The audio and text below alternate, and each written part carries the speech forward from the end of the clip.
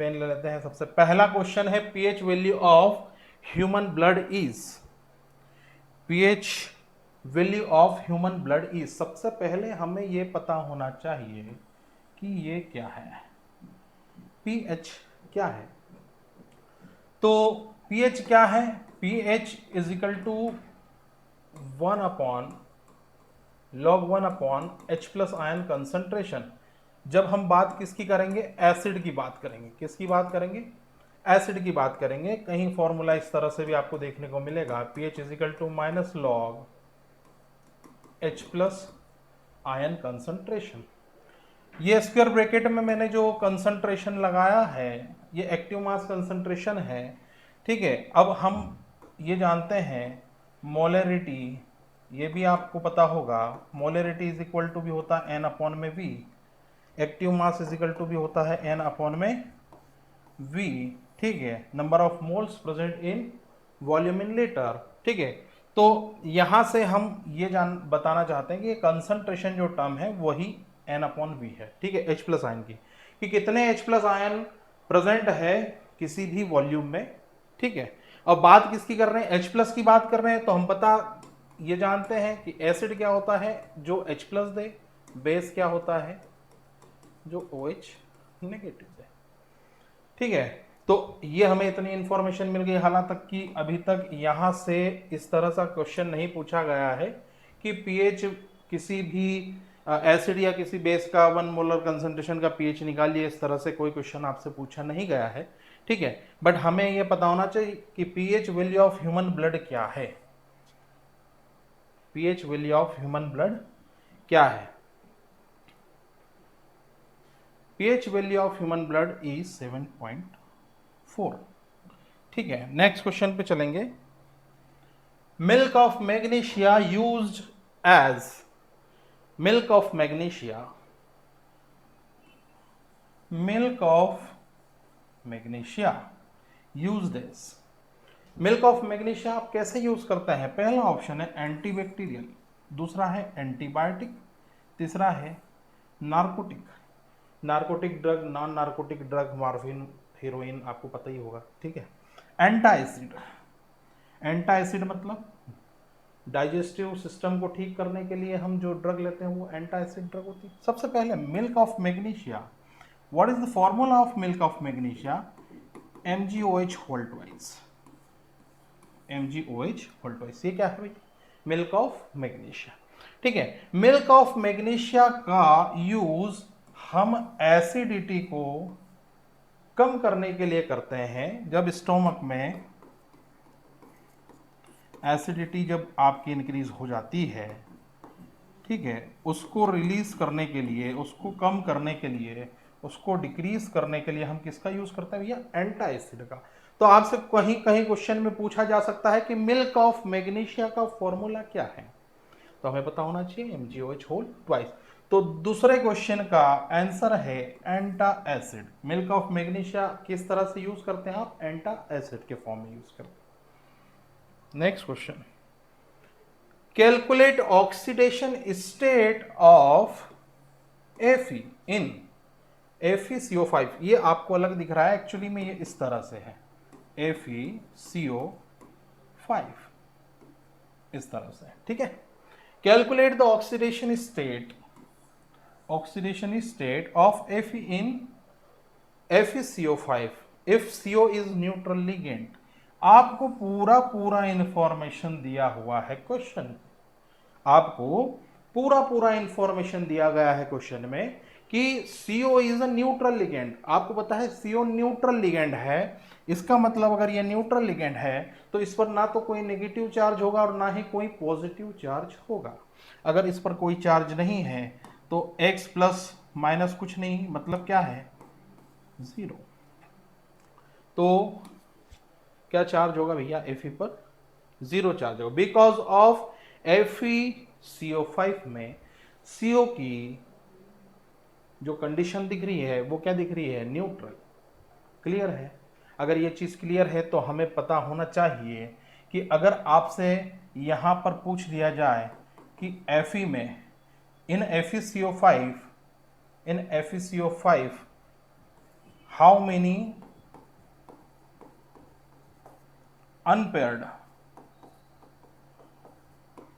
Electron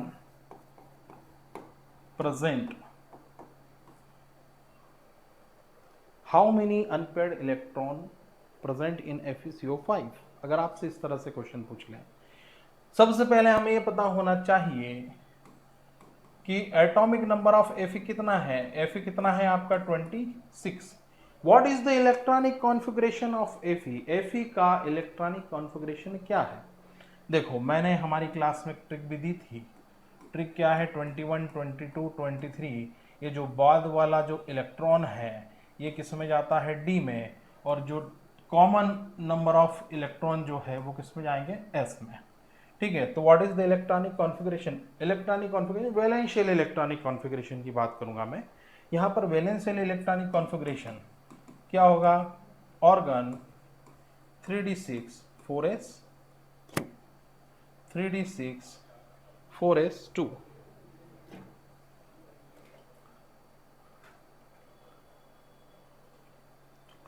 ठीक है, 3d6 4s2 मतलब अगर आपकी बात करें हम तो डी में नंबर ऑफ इलेक्ट्रॉन कितने प्रेजेंट है भैया, कितने प्रेजेंट है 6, और एस में कितने हैं 4s में, 4s में कितने हैं आपके 2। तो how many number of electron जो कि अनपेयर्ड है वो कितने हैं 4, कितने हैं 4। ठीक है, आपसे यहाँ नहीं पूछा गया है लेकिन हमने बताया कि कैलकुलेट ऑक्सीडेशन स्टेट आपको बता दिया कि 0 है, लेकिन हमें यह भी पता होना चाहिए कि अगर कोई कोऑर्डिनेशन कंपाउंड आपके सामने रख दिया जाए और अगर वहाँ पूछ लिया जाए कि how many unpaired electron present in this complex, this coordination complex, तो हमें पता होना चाहिए कि हम किस तरह से उसको सॉल्व करेंगे। कहाँ से सॉल्व होगा, वो होगा हाइब्रिडाइजेशन से, इलेक्ट्रॉनिक कॉन्फ़िगरेशन से। कहाँ से होगा, सॉरी इलेक्ट्रॉनिक कॉन्फ़िगरेशन से। Next, formula of cryolite, formula of cryolite. देखो ये रट्टाफिकेशन वाला क्वेश्चन है, ओर्स से क्वेश्चन आया है भैया। ठीक है, मेटलर्जी का क्वेश्चन है, मेटलर्जी में आपको सीधे सीधे जो है फॉर्मूलेज याद करना पड़ेंगे। ठीक है, कौन कौन से मेटल कौन कौन से फॉर्मेशन करते हैं, कौन कौन से कॉम्प्लेक्स का फॉर्मेशन करते हैं, और कौन कौन से कॉम्प्लेक्स में उनका फॉर्मूला क्या है, कौन कौन से मेटल उसमें प्रेजेंट है। कहीं कहीं पर आपको सीधे मेटल पूछ लिया जाएगा कि इस मेटल का और क्या है, तो आपको पता होना चाहिए। ठीक है, तो फॉर्मूला ऑफ क्रायोलाइट क्या है, ये क्या है N3B3H6, क्या भैया ये क्या है। देखो ये तो है इनऑर्गेनिक बेंजीन, इनऑर्गेनिक बेंजीन भी बोलते हैं इसे। ठीक है, और ये क्या है Na3Al F6, ये है क्रायोलाइट। ये फॉर्मूला क्या है, क्रायोलाइट। ठीक है, नेक्स्ट क्वेश्चन पे चलेंगे। Next question, composition of bronze. Olympic, Paris Olympic चालू होने वाले हैं, स्टार्ट होने वाले हैं भैया पेरिस ओलंपिक। ठीक है, वहाँ 3 मेडल जो हैं आपको दिए जाते हैं, एक दिया जाता है गोल्ड, एक होता है सिल्वर, एक होता है ब्रॉन्ज मेडल। ठीक है, तो हम बात करेंगे composition of bronze are, composition of bronze are कौन सा कंपोजिशन है, क्वेश्चन नंबर 5 बताएं कौन सा कंपोजिशन है। क्वेश्चन नंबर 5 कौन सा कंपोजिशन है ब्रोंज में, copper 90%, tin 10%, tin 90%, copper 10%, copper 70%, zinc 20%, tin 10%, all of the above, ये तो हो ही नहीं सकता। ठीक है, तो क्या होगा भैया, पहला option composition of bronze are copper 90% plus SN10%। Next question, osmosis solvent movement, higher concentration solution to lower concentration solution, lower concentration solution to higher concentration solution। concentration ये कॉन्स नहीं है, concentration है। ठीक है, जहां भी आपको दिख रहा है डॉट नहीं लगा है, कोई बात नहीं। ठीक है, ऑल क्या होता है ऑस्मोसिस, ऑस्मोसिस में ये हमने लिया, यहां हमने 2 सॉल्यूशन रख दिए। ठीक है, ये ए है, ये बी है, ये हमने एक मेम्ब्रेन लगा दी, सेमी परमेबल मेम्ब्रेन लगा दी, ठीक है। ये क्या है, सेमी परमेबल मेम्ब्रेन, ठीक। तो अगर लोअर कंसंट्रेशन सॉल्यूशन से जब कोई पार्टिकल हायर कंसंट्रेशन में मूव करेगा तो वो क्या कहलाता है आपका, ऑस्मोसिस। क्या कहलाता है, osmosis. What is osmotic pressure, what is osmotic pressure. Osmosis process को स्टॉप करने के लिए जो एक्सटर्नल प्रेशर यूज किया जाता है, जो एक्सटर्नल प्रेशर यूज किया जाता है वो कहलाता है आपका ऑस्मोटिक प्रेशर। ऑस्मोसिस प्रोसेस को रोकने के लिए, स्टॉप करने के लिए जिस प्रेशर को यूज किया जाता है, जो एक्सटर्नल प्रेशर को यूज किया जाता है, उसको क्या बोलते हैं हम, ऑस्मोसिस। तो ऑस्मोसिस का सही आंसर है B. Calculate oxidation state of N in NH4 positive. Calculate the oxidation state of N in NH4 positive.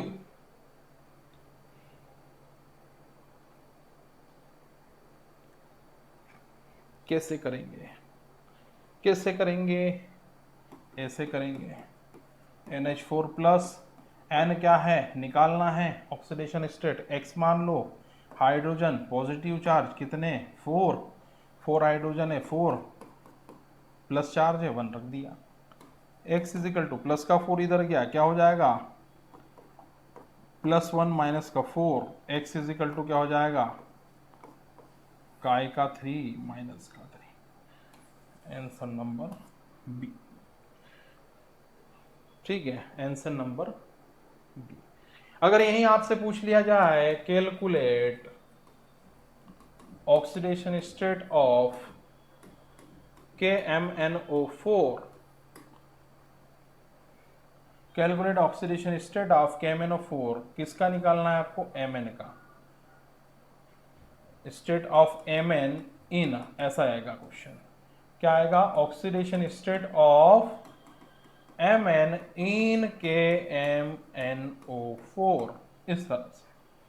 अगर इस तरह से क्वेश्चन आया तो आप कैसे सॉल्व करोगे, ऑक्सीडेशन स्टेट को कैसे सॉल्व करोगे। तो ये हमारे पास K है, ये हमारे पास Mn है, ये हमारे पास O4 है। K आपको मालूम है कौन सा मेटल है, K alkali metal. Alkali metal gives 1 positive charge, कितना positive charge, 1 positive charge. 1 plus Mn का क्या है X, क्योंकि निकालना है, माइनस क्यों लगाया, क्योंकि ऑक्सीडेशन है नेगेटिव चार्ज, कितना 4। एक ऑक्सीजन पर कितने नेगेटिव चार्ज होता है according to the valency, 2 negative, तो 2 4 8 इज इक्वल टू 0। माइनस का 8, 1 cancel, x minus 7 is equal to 0, then x is equal to plus का 7। इट मीन्स से दैट कि KMnO4 में अभी जो Mn है वो कितनी ऑक्सीडेशन स्टेट शो कर रहा है, वो कर रहा है प्लस का 7। कितना कर रहा है, प्लस का 7। क्लियर है, ठीक। नेक्स्ट चलते हैं, आगे बढ़ते हैं। What is the hybridization of SF6 molecule? SF6 molecule, देखो यहां तक अभी बात नहीं की गई है एग्जाम्स में, लेकिन पूछा जा सकता है, पूछने के लिए मना नहीं है, पूछा जा सकता है। और अगर पूछा जा सकता है, चूंकि आपके सिलेबस में हाइब्रिडाइजेशन को एटॉमिक स्ट्रक्चर में इंक्लूड किया गया है, और इंक्लूड किया है, हेडिंग दी है, तो हेडिंग से क्वेश्चन बन सकता है। और अगर क्वेश्चन बन सकता है तो उसे हमें एक्सप्लेन करना ज़रूरी है, पढ़ना ज़रूरी है। तो व्हाट इज हाइब्रिडाइजेशन, हाइब्रिडाइजेशन क्या होता है, क्या होता है भैया, ऑर्बिटल्स, ये जो ऑर्बिटल्स हैं विच हैव सेम और डिफरेंट एनर्जी, ठीक है, जो आपस में मिलकर न्यू हाइब्रिड ऑर्बिटल का फॉर्मेशन करेंगे, हाइब्रिड ऑर्बिटल का फॉर्मेशन करेंगे। और हाइब्रिड ऑर्बिटल का फॉर्मेशन करने पर इसी फिनोमिना को क्या बोलते हैं हम, हाइब्रिडाइजेशन। क्या बोलते हैं, हाइब्रिडाइजेशन।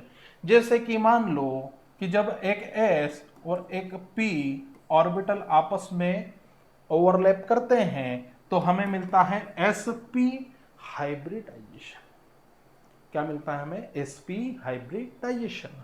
जब आपका एक s और दो p आपस में मिलते हैं तो बनता है आपका sp2, और एक s और तीन p मिलेंगे तो आपका बनेगा sp3। एक s, तीन p, एक d, कितना बन गया, sp3d। ठीक है, इसे हम शॉर्ट ट्रिक से भी निकाल सकते हैं। ठीक है, कहीं कहीं एग्जाम्स में आपको ये ट्रिक दी जाती है। आगे बढ़ गए, आगे कैसे बढ़ गए भैया, पीछे चलो। Hybridisation is equal to lone pair plus bond pair.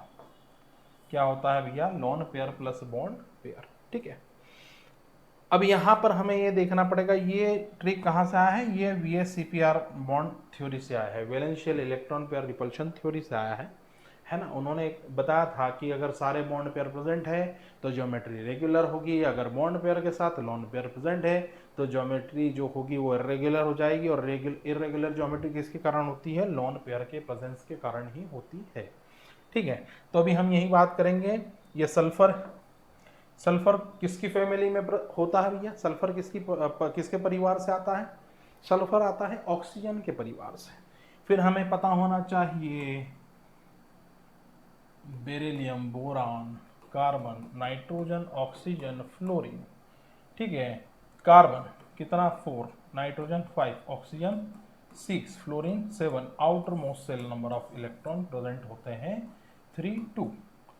ठीक, तो हमें पता चला ऑक्सीजन फैमिली से है तो आउटर मोस्ट सेल में इलेक्ट्रॉन कितने प्रेजेंट है भैया, 6। तो सल्फर में भी कितने प्रेजेंट होंगे, 6।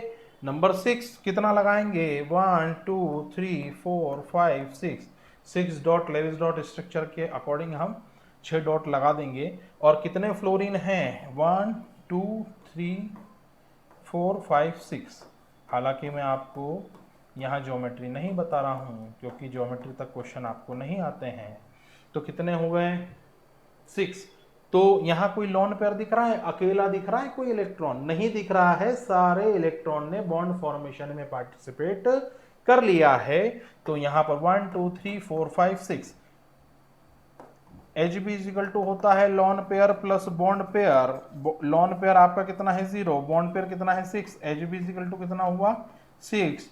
अब इस चीज को हम मैच करेंगे इस चीज से, S P is equal to 2, S P 2 is equal to 3, S P 3 is equal to 4, S P 3 D is equal to 5, S P 3 D 2 is equal to 6।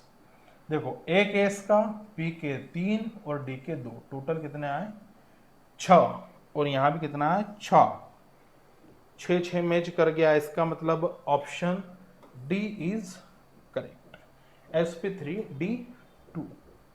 अगर मैं यहां पर बात करूं आपसे,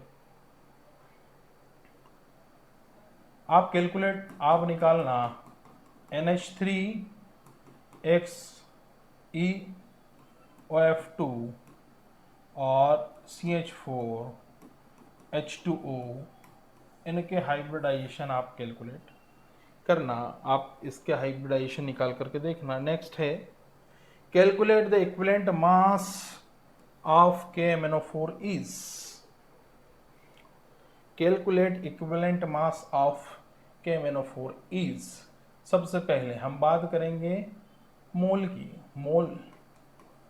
मोल इजिकल टू क्या होता, n अपॉन में भी, ठीक है, n अपॉन में भी नहीं है तो कंसंट्रेशन हो गया भैया। मोल इजिकल टू होता है WB अपॉन में MB। ये क्या है गिवन मास, ये क्या है गिवन मास, ये क्या है मॉलिक्यूलर मास, और बात जब यहाँ पर मॉलिक्यूलर मास की नहीं है, इक्विवेलेंट मास की है, तो equivalent mass is equal to होता है मॉलिक्यूलर मास अपॉन में वैलेंस वेक्टर। वैलेंस वेक्टर क्या है? नंबर ऑफ एक्टिव इलेक्ट्रॉन्स, ऐसा बोल लो, या participation of electrons in a reaction. ठीक है, कितने नंबर ऑफ आयंस एक्सचेंज हो रहे हैं, कितने गेन हो रहे हैं या कितने लूज हो रहे हैं, वो हम यूज कर सकते हैं। ठीक है, तो KMnO4 KMnO4 पोटेशियम का एटॉमिक नंबर कितना है? पोटेशियम का एटॉमिक नंबर कितना है भैया? 19। ठीक है, ये 19। Mn कितना है? 25। O4 ऑक्सीजन का कितना होता है एटॉमिक नंबर? 8। लेकिन हमें तो क्या निकालना है? मास निकालना है। और मास निकालने के लिए हम क्या करेंगे? नंबर एटॉमिक मास कैसे निकालते हैं? Atomic mass is equal to number of neutron plus number of proton, यहाँ से भी हम निकाल सकते हैं। जब आप इन तीनों को कैलकुलेट करोगे तो लगभग 150। अच्छा, सबसे पहले तो ये समझ लो कि KMnO4, ये MnO4 जो है ये कन्वर्ट होता है Mn2 प्लस में जब होता है आपका एसिडिक मीडियम। ठीक है, एसिडिक मीडियम। ठीक है, तो यहाँ पर नंबर ऑफ इलेक्ट्रॉन कितने चेंज हो रहे हैं? आपके नंबर ऑफ इलेक्ट्रॉन कितने चेंज हो रहे हैं भैया? यहाँ पे 5 इलेक्ट्रॉन। कितने? 5 इलेक्ट्रॉन। 5 इलेक्ट्रॉन। ठीक, जब आप इसको कैलकुलेट करोगे तो 4 ऑक्सीजन हैं, तो 16 × 4 64। ठीक है, Mn कितना है भैया? 58 के समथिंग। और पोटेशियम, इनको तीनों को जोड़ोगे तो कितना आएगा आपका? 158.9। और वैलेंस फैक्टर कितना आया आपका? 5। इससे आप डिवाइड कर दो तो कितना आ रहा भाई? 5 3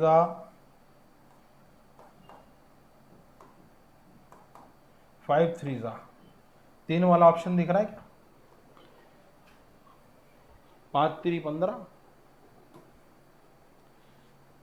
31.61 अप्रॉक्स। आगे, मोस्ट इलेक्ट्रोनेगेटिव एलिमेंट इज, सबसे ज्यादा इलेक्ट्रोनेगेटिव एलिमेंट कौन सा है? सबसे ज्यादा इलेक्ट्रोनेगेटिव एलिमेंट कौन सा है? देखो, इलेक्ट्रोनेगेटिव स्पीसीज, इलेक्ट्रोनेगेटिव स्पीसीज की जब बात करेंगे तो हम बात करेंगे अंकल की। कौन से अंकल की? फोंकल। ठीक है, किसकी बात करेंगे? फोंकल। कार्बन की भी Cl के आसपास अप्रोक्सीमेट सेम होती है। ठीक है, बात किसकी करेंगे? फोंकल की। तो फोंकल, fluorine, oxygen, nitrogen, chlorine, carbon, या कार्बन भी लिखो, इतना। ठीक, तो सबसे ज्यादा मोस्ट इलेक्ट्रोनेगेटिव कौन सा हो जाएगा आपका? फ्लोरीन। चलो नेक्स्ट,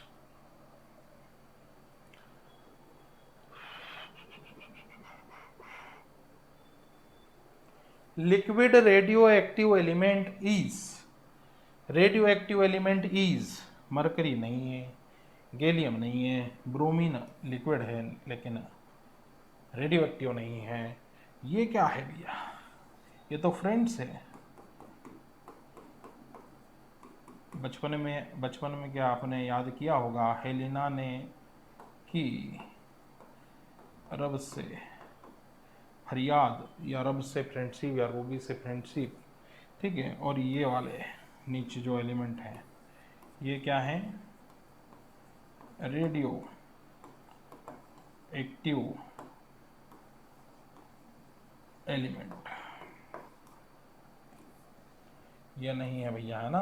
ठीक है, नेक्स्ट, याद करने वाला है, याद करना है। ठीक है, ये सब 1 लाइन फैक्ट वाले क्वेश्चन आ गए, है ना? ये याद करने वाले हैं, है ना। जमीन में खोद कर नहीं देखेंगे हम कि भैया कौन सा रेयरेस्ट एलिमेंट है, तो खोद ही थोड़ी ना करना है। ठीक है, याद करने वाले क्वेश्चन है, वन लाइन फैक्ट है। Rarest element in earth crust is, ऐसा कौन सा रेयरेस्ट एलिमेंट है जो कि अर्थ क्रस्ट में होता है, कौन सा है? देखो ये बीटी, ये क्या है बीटी, चलो ये बिस्मिथ है, बताओ।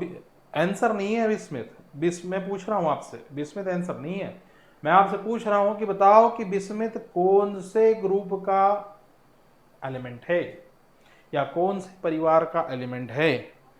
बिस्मिथ का परिवार कौन है? बिस्मिथ का होता है ना पापा ऐसे सब बिंदास या सब बिगड़े, ठीक है, नाना पाटेकर ऐश्वर्या सब बिंदास। ये कौन सा परिवार है भैया? Nitrogen family.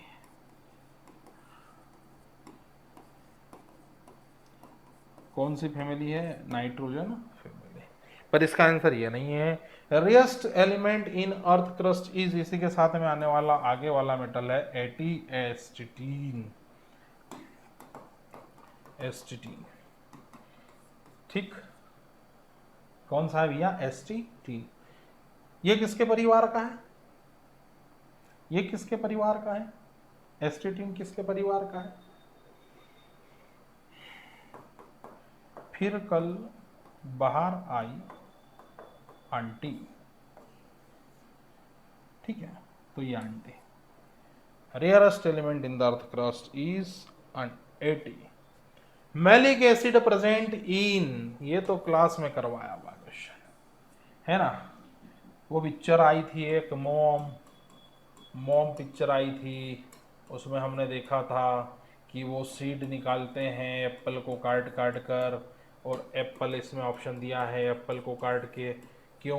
क्योंकि उसमें क्या होता है? साइनाइड, ऐसा बताया था पिक्चर में। तो मैलिक एसिड किसमें प्रेजेंट होता है भैया? एप्पल में। तो बताना भैया ग्रेप्स में क्या होता है और ऑरेंज में क्या होता है ना, बताना पड़ेगा आपको, ठीक है, कि ग्रेप्स में और ऑरेंज में क्या होता है। Plaster of Paris, plaster of Paris chemical formula, chemical formula is, chemical formula is CaSO4, 1, 2 और 3 में दिया हुआ है CaSO4।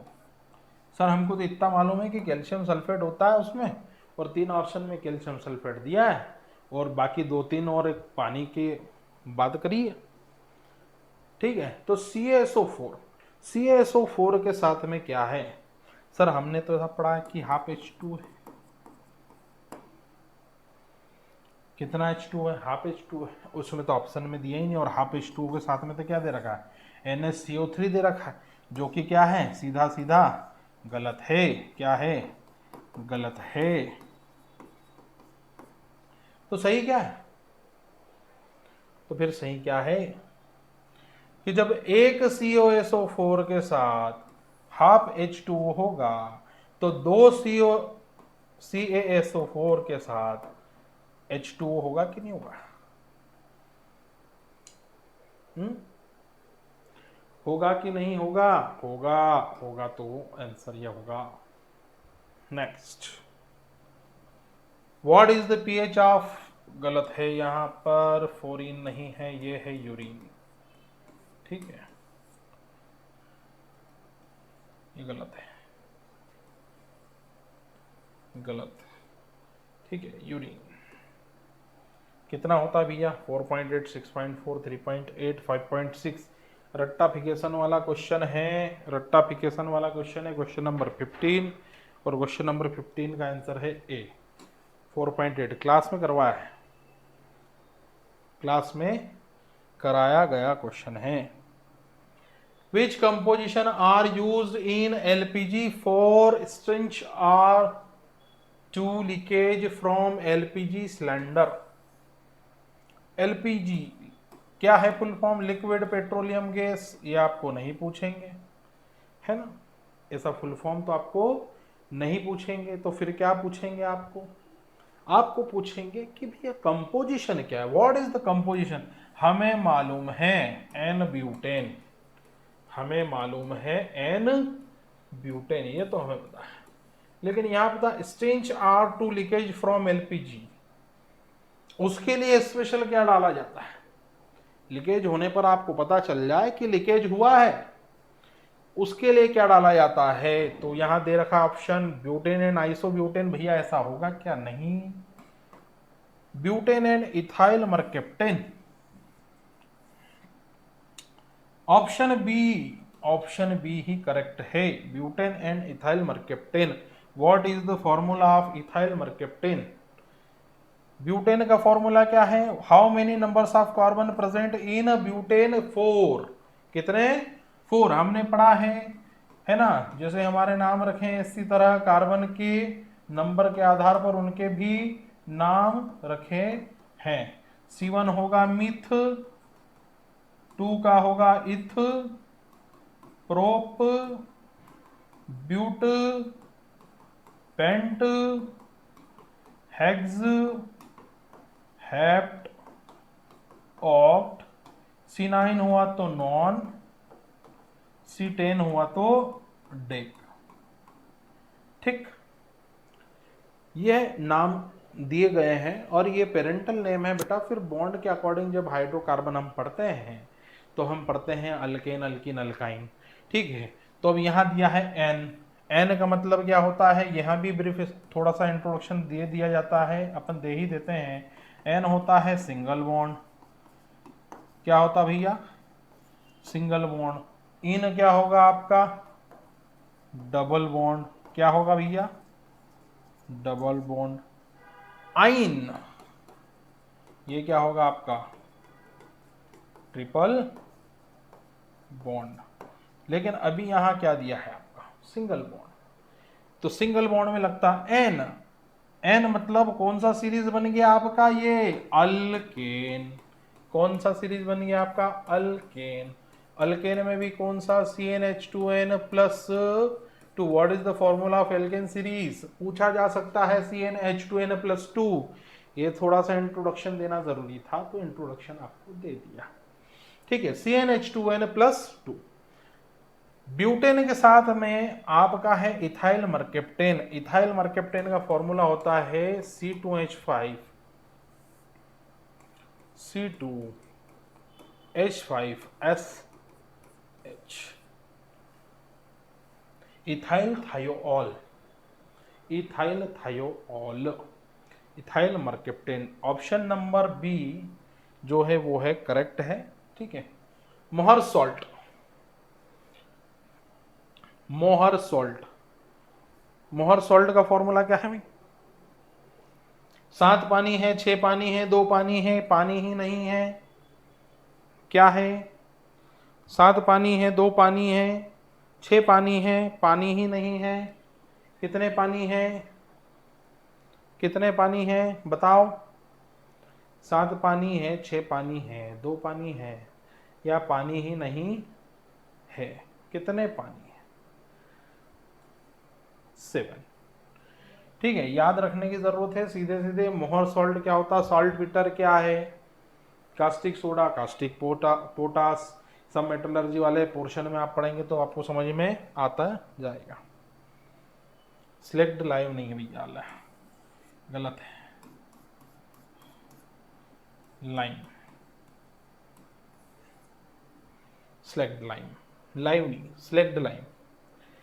सिलेक्ट लाइम इज, इधर में भी गड़बड़ है, इधर में भी गड़बड़ है, यहाँ पे 2 नहीं आएगा, CaOH होल ट्वाइस है ऑप्शन में, ये करेक्ट करना है। ठीक है, ऑप्शन CaOH होल ट्वाइस है ऑप्शन में। ठीक है, तो बताओ 18 slaked lime is, what is the formula of slaked lime, बताओ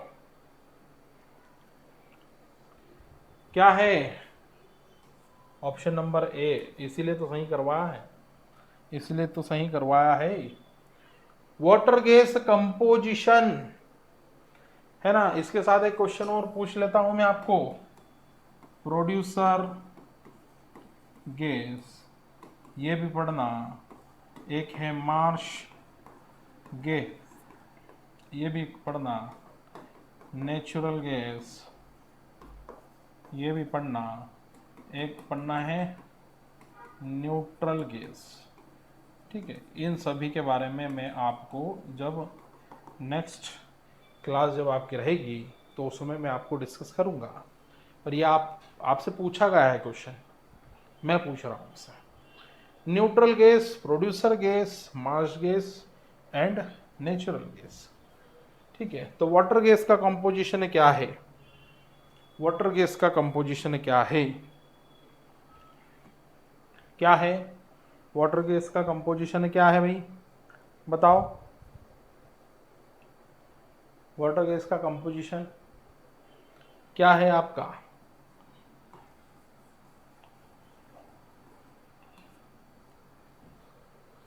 कार्बन मोनोऑक्साइड के साथ में H2, कार्बन मोनोऑक्साइड के साथ में H2। चलो मैं पूछ लेता हूं आपसे, CFC, what is CFC? CFC क्या है? O3, ओजोन क्या है? क्लोरोफ्लोरोकार्बन, इसका तो फुल फॉर्म आप बता दोगे कि सर ये तो क्लोरोफ्लोरोकार्बन है। ठीक है, ये क्या है? ये है सर ओजोन, ये भी आप बता दोगे। तो इसका डिफ्लेक्शन किसके कारण हो रहा है भैया? इसका डिफ्लेक्शन किसके कारण हो रहा है? इसका डिफ्लेक्शन हो रहा है क्लोरोफ्लोरोकार्बन के कारण। ठीक है, क्लोरोफ्लोरोकार्बन के कारण ओजोन जो है, ओजोन में अंटार्कटिका कहीं देखना आप, पूछना सर से, जियोग्राफी में आपको अगर पढ़ाएंगे तो उसमें आपको डिस्कस करेंगे तो आपको समझ में आएगा। ठीक है, तो ओजोन, ओजोन का डिफ्लेक्शन हो रहा है CFC के कारण, क्लोरोफ्लोरोकार्बन के कारण। ठीक है, हमें समझ में आता है कि क्लोरोफ्लोरोकार्बन के कारण जो है ओजोन का डिफ्लेक्शन हो रहा है। ठीक है, बट हमें तो फॉर्मूला पूछें अगर, व्हाट इज द फॉर्मूला, क्योंकि ये क्लास है केमिस्ट्री की। किसकी क्लास है भैया? केमिस्ट्री की। और केमिस्ट्री की क्लास है तो आपसे तो फॉर्मूला पूछेंगे, आपसे पूछेंगे फॉर्मूला, और फॉर्मूला आपको आना चाहिए। तो क्या होता है भैया, what is the valency of carbon? Valency of carbon is 4। ठीक है, ये 4, ये मैंने 4 बॉन्ड बना दिए, ये 4 बॉन्ड बना दिए बिकॉज ऑफ कार्बन टेट्रावेलेंट है, और टेट्रावेलेंट में अगर उसकी वैलेंसी कंप्लीट है, सिंगल बॉन्ड से सेटिस्फाइड है, तो टेट्राहेड्रल शेप में प्रेजेंट होगा। तो फॉर्मूला क्या होगा? CFC FFCl, क्या हो जाएगा? CF2Cl2 क्लोरोफ्लोरोकार्बन का फॉर्मूला है। मैंने क्वेश्चन किया है नेचुरल गैस का, मैंने क्वेश्चन किया है प्रोड्यूसर गैस का, मैंने क्वेश्चन किया है मार्श गैस का और न्यूट्रल गैस। चलो next, fullerene, which looks like a football is an allotrope from. देखो भैया, एलोट्रॉप्स कौन है भैया? फुलेरीन है। चलो इसका आंसर तो पहले हम बता देते हैं कि कार्बन है। ठीक है, और कार्बन के एलोट्रॉप्स जो हैं, एलोट्रॉप्स ऑफ कार्बन, ठीक है, कितने हैं भैया? कितने हैं? एक तो आपके सामने ही है, आखिरी में डाल देते हैं इसको, फुलेरिन्स को। उसके अलावा क्या है भैया? ठीक है ना, पिक्चरों में देखा आपने डायमंड की चोरी हो जाती है ना, और डायमंड किसका है? कार्बन का है, तो कार्बन को जाके दे दो, है ना। पिक्चरों में डायमंड की चोरी करते हैं, खतरनाक, है ना। और दूसरा क्या है? ग्रेफाइट। ठीक है, अब कार्बन का ऐसा एलोट्रोप जो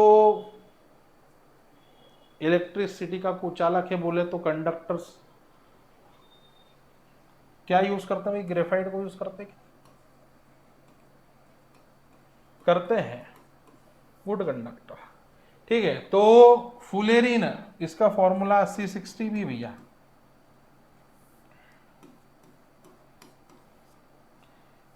ठीक है, चलो next, which one of the following is not an example of organic compound.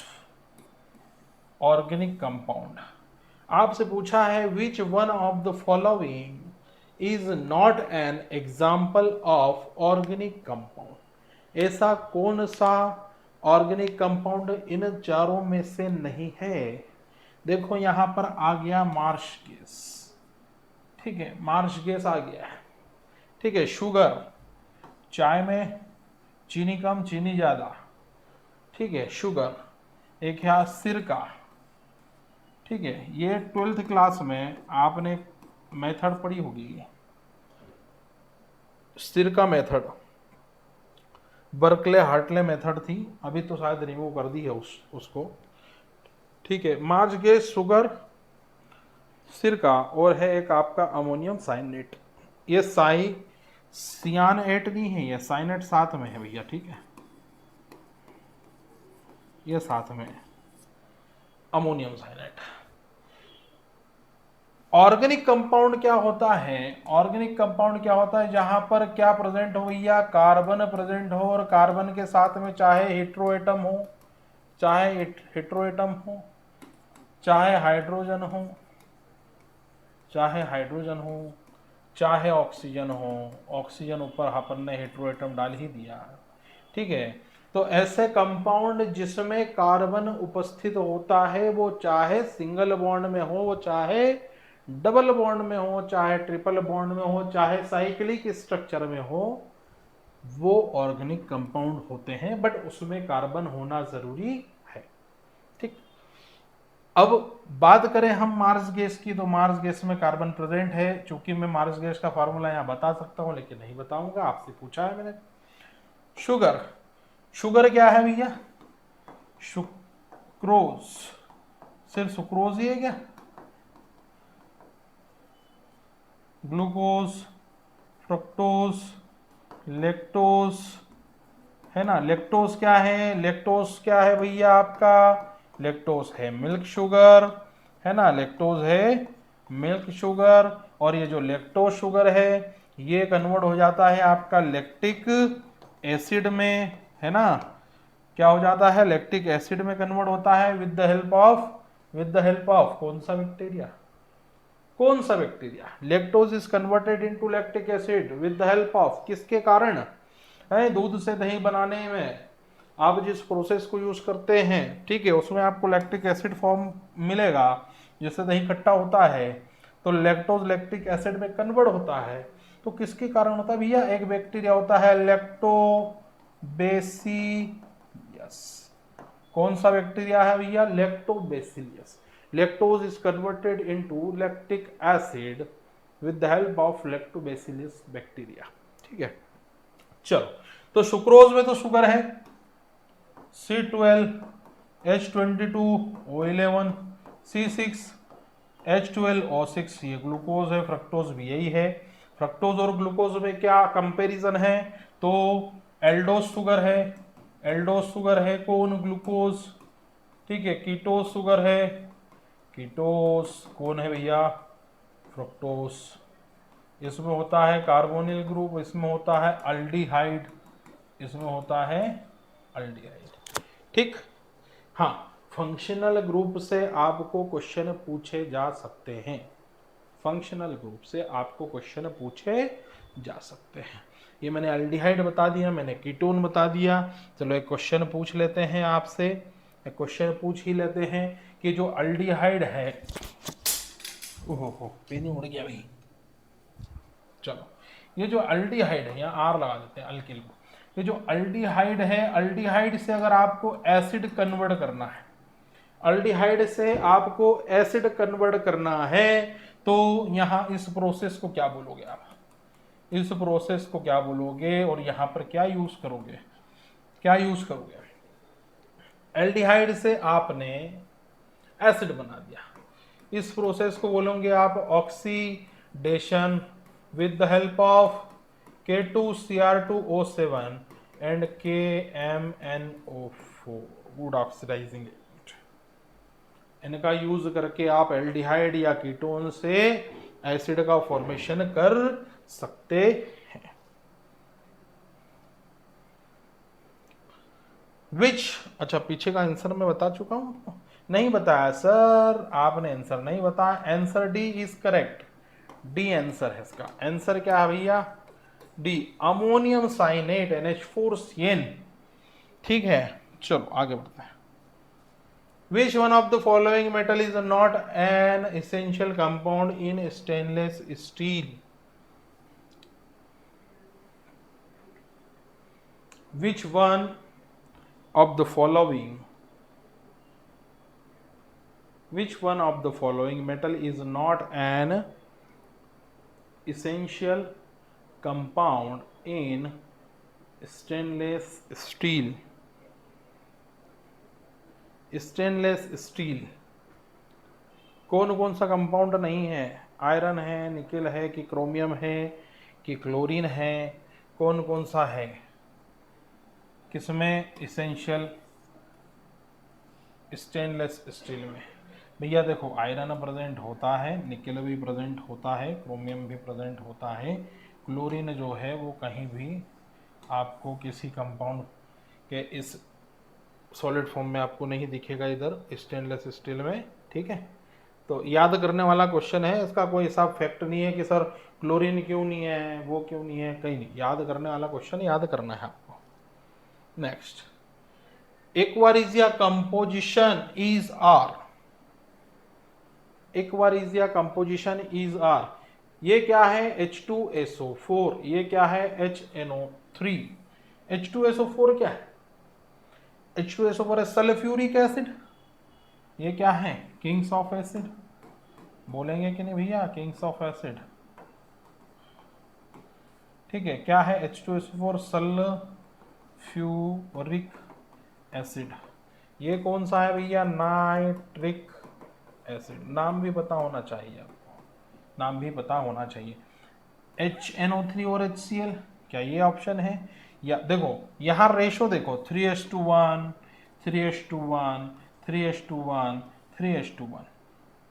ठीक है, कौन सा ऑप्शन आपका करेक्ट है? क्या HNO3 का रेशो 3 होता है और HCl का 1 होता है, या HCl का 1 होगा, सॉरी HCl का 3 होगा और HNO3 का 1 होगा, HCl और H2SO4 होगा? क्या होगा? HCl और H2SO4 होगा, या HCl या HNO3 होगा? क्या होगा? क्या होगा? एक्वारिजिया। अच्छा, एक्वारिजिया का यूज कहाँ किया जाता है भैया, ये भी बता दो। What is the use of aqua regia? What is the use of aqua regia? कहाँ यूज है भैया? गोल्ड सिल्वर के लिए यूज करते हैं। क्या करते हैं? मेटल डिसॉल्व करने के लिए यूज करते हैं, प्यूरिफाई करने के लिए यूज करते हैं, साफ करने के लिए एक्वारिजिया। ठीक है, ऑप्शन क्या सही है? HCl और HNO3। Hydrochloric acid, hydrochloric acid ये होता है 3 रेशो में, और ये होता है नाइट्रिक एसिड, और नाइट्रिक एसिड जो होगा वो होगा आपका 1:23। Next question, hardness of water remove with the help of siderite, magnetite, cryolite, zeolite.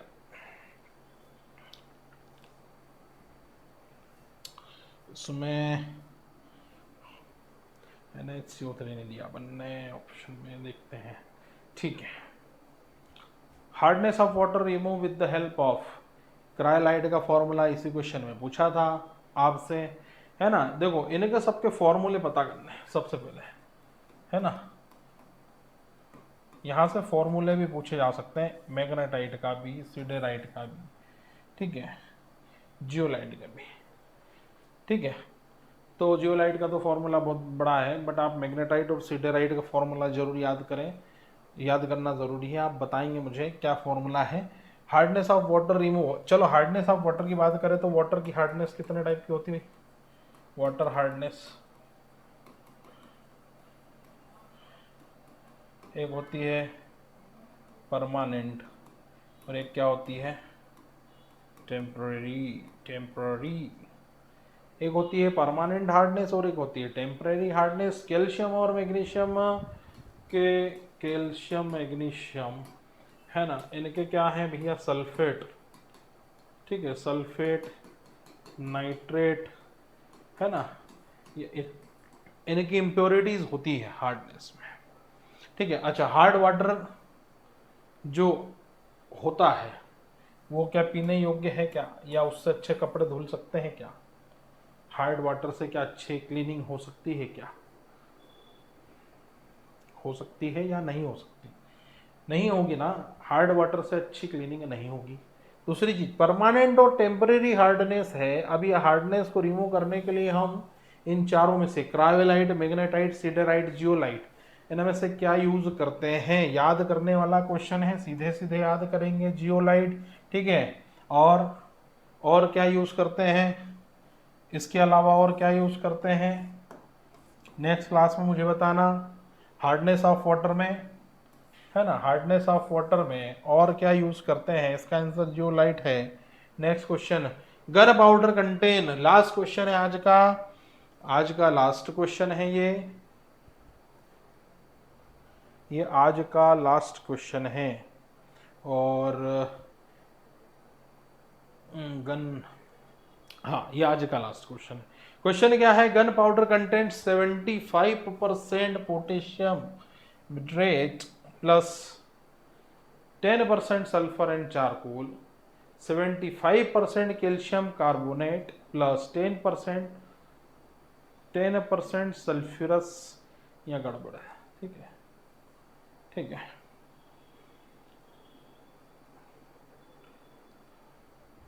Acid 15%,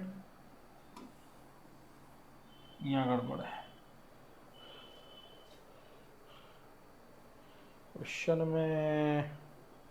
एक मिनट चेक करता हूं,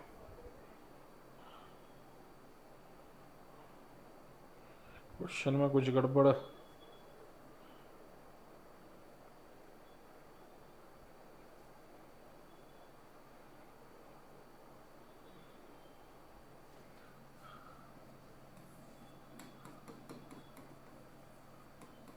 गड़बड़ है। पोटेशियम नाइट्रेट, सल्फर चारकोल, ठीक है, गड़बड़ थी, मिट्रेट नहीं है, ये नाइट्रेट है। 75% potassium nitrate, 10% sulphur, then charcoal, 75% calcium carbonate, 10% sulphur, सल्फरसनीस, सल्फ्यूरस एसिड, सल्फ्यूरिक एसिड था वहाँ, 15% चोरियल नहीं है, ठीक है, लोरियल या चोरियल नहीं है, क्या है, चारकोल, ठीक है। 75% HCl, 10% H2SO4, 15% Na3LF6, ये भी नहीं है। Option A is correct, option A is correct. 75% potassium nitrate, 10% sulphur और चारकोल प्रेजेंट होता है गन पाउडर में, ठीक है। तो आज के लिए आप लोगों के लिए ये 25 क्वेश्चन जो हम लाए थे, बहुत अच्छे 25 क्वेश्चन लाए थे, जो कि कुछ याद करने वाले क्वेश्चन थे, कुछ सॉल्व करने वाले क्वेश्चन थे, है ना, बहुत अच्छे क्वेश्चन थे। तो होपफुली आपको मज़ा आया होगा। तो यहाँ पर जितने क्वेश्चन आपके हमने कराए हैं, ठीक है, तो इनको एक बार आप नज़र मारें, इन क्वेश्चन को भी पढ़ के आप जाएं, ठीक है, इन क्वेश्चन को भी आप पढ़ के जाएंगे, ठीक है। पीएच वैल्यू हमने बताई आपको, पीएच वैल्यू क्या होती है, पीएच कहाँ से आता है, pH is equal to log 1/H plus या minus log H plus ion. हाँ, पीएच अगर एसिड की बात करेंगे तो रेंज है 7 है न्यूट्रल, कितना है बेटा, न्यूट्रल, वैसे 6.9 तक न्यूट्रल होता है, ठीक है, क्योंकि वाटर का पीएच जो फ्लक्चुएट होता है 6 to 7 हम मानते हैं कि अच्छा पानी है वो। तो 7 से अगर रेंज कम हुई, मतलब 7 से अगर पीएच की रेंज डिक्रीज हुई, तो वो फॉर्म मिलेगा आपको एसिडिक, क्या मिलेगा, एसिडिक। 7 से अगर रेंज इंक्रीज हुई तो वो फॉर्म मिलेगा आपको बेसिक, क्या मिलेगा आपको, बेसिक, ठीक। तो हमने पीएच के बारे में देखा, हमने मिल्क ऑफ मैग्नीशिया देखा, एंटासिड देखा, narcotic, antibiotic, antibacterial, calculate oxidation state हमने निकालना सीखा। ठीक है, देखो ये जो CO लिगेंड है ये क्या है भैया, लिगेंड या लिगेंड। ठीक है, ये लिगेंड क्या होते हैं, कुछ लिगेंड होते हैं न्यूट्रल, तो ये CO जो है वो न्यूट्रल कैटेगरी में आता है। कुछ होते हैं नेगेटिव चार्ज्ड और कुछ होते हैं पॉजिटिव चार्ज। ठीक है, कुछ नेगेटिव चार्ज होते हैं और कुछ पॉजिटिव चार्ज होते हैं। यूनिडेंटेड, बाइडेंटेड, ट्राइडेंटेड, पॉलीडेंटेड लिगेंड, वो सब सारी चीज़ें हैं। हम ADTA वगैरह इनके बारे में नहीं, इतना हमें नहीं है, क्योंकि 10th बेस पर अगर NDA CDS में क्वेश्चन आते हैं तो आपको इतना हैवी पढ़ने की ज़रूरत है। CDS में थोड़ा सा 11th-12th का पोर्शन अच्छा पूछा जाता है, लेकिन NDA के लिए सफिशिएंट होता है 10th तक का बेसिक। ठीक है, तो हमने क्रायोलाइट का फॉर्मूला कर लिया, इनऑर्गेनिक बेंजीन देखा, कंपोजिशन ऑफ ब्रोंज देखा। हम चाहते हैं इस बार अच्छा पदक हम लोगों को मिले। ऑस्मोसिस देखी प्रोसेस हमने, ऑस्मोटिक प्रेशर देखा, ऑक्सीडेशन स्टेट जो है वो हम सॉल्व कर चुके हैं, हमने आपको बताया x = -3 NH4 का। हाइब्रिडाइजेशन में हम बता चुके हैं आपको, देखो sp, sp2, sp3, sp3d, इनके स्ट्रक्चर आपको नेक्स्ट क्लास में बता देंगे। अगर एक आधा क्वेश्चन और देखेंगे हम तो उसमें अगर मिल जाता है तो हम स्ट्रक्चर की बात करेंगे। मास निकालना सीखा था, कौन सा, equivalent mass, molecular mass, formula सामने है, कैलकुलेट करके रखना है, फॉर्मूले में कुछ नहीं है। इक्विवेलेंट मास = क्या होता है, मोलर मास अपन में वैलेंस फैक्टर या n भी कहीं कहीं दिखेगा आपको। मोस्ट इलेक्ट्रोनेगेटिव एलिमेंट की बात करी थी हमने, फ्लोरीन आया है, पता है आपको कौन सा अंकल, फोंकल। ठीक है, तो इस तरह से हमने देखे सारे क्वेश्चंस, आपको अच्छे से समझ में आ गए होंगे। और अगर कोई डाउट रहेगा तो हम नेक्स्ट जो रैपिड फायर करेंगे लास्ट 3 डे, लास्ट एग्ज़ाम के वीक के पहले, तो उसमें भी हम अच्छे से देख सकते हैं। ठीक है, तो आज के लिए थैंक यू, टाटा बाय बाय।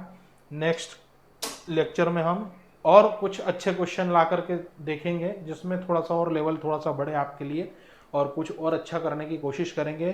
तो शौर्य बेच में आज के लिए इतना ही।